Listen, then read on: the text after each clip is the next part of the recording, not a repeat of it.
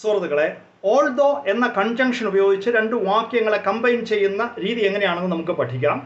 It was raining, മഴ പെയ്യുകയായിരുന്നു. Yet he did not take an umbrella, എന്നാലും അവൻ കുട എടുത്തില്ല.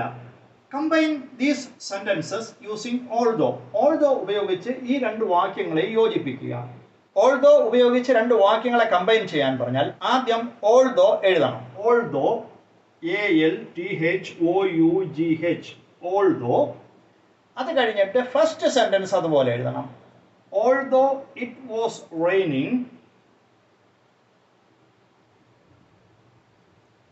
കോമ, രണ്ടാമത്തെ വാക്യത്തിന്റെ ആരംഭത്തിൽ ബട്ട്, യെറ്റ്, സ്റ്റിൽ, ഈ മൂന്ന് വാക്കിൽ ഏതെങ്കിലും ഉണ്ട് എങ്കിൽ അതിനെ മാറ്റണം. അത് മാറ്റിയിട്ട് ബാക്കി ഭാഗം അതുപോലെ എഴുതണം.